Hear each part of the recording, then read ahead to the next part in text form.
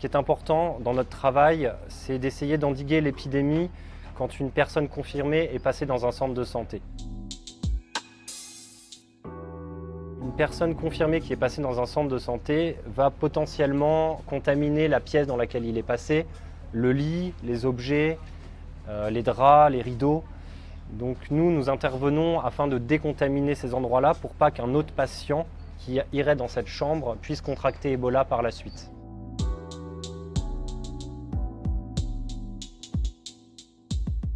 Donc au préalable, on envoie un HP, c'est un promoteur de santé qui va directement aller dans le centre où un cas confirmé a été avéré.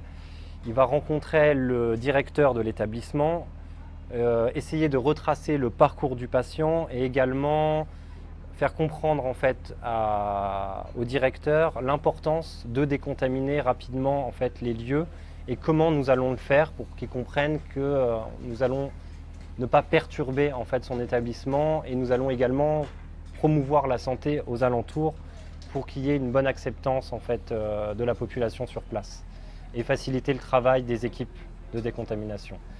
À la suite de ça, le HP, donc le Health Promoter, va contacter mes équipes qui vont se déplacer sur le terrain, dans le centre de santé, et commencer la décontamination en retraçant également avec le directeur de l'établissement tout le parcours du patient sur place.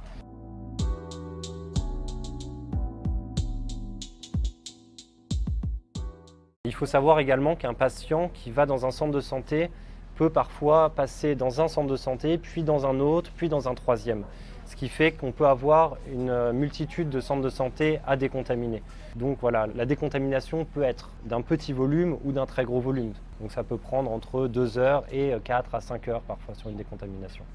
À la fin d'une décontamination, il y a plusieurs déchets qu'on va devoir brûler, principalement les combinaisons jaunes dans lesquelles sont les personnes qui décontaminent, les cagoules, les masques, les gants en latex.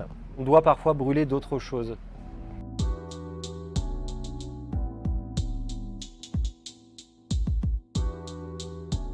Ça peut arriver au final, quand on vient décontaminer un centre de santé, qu'il y ait de la résistance.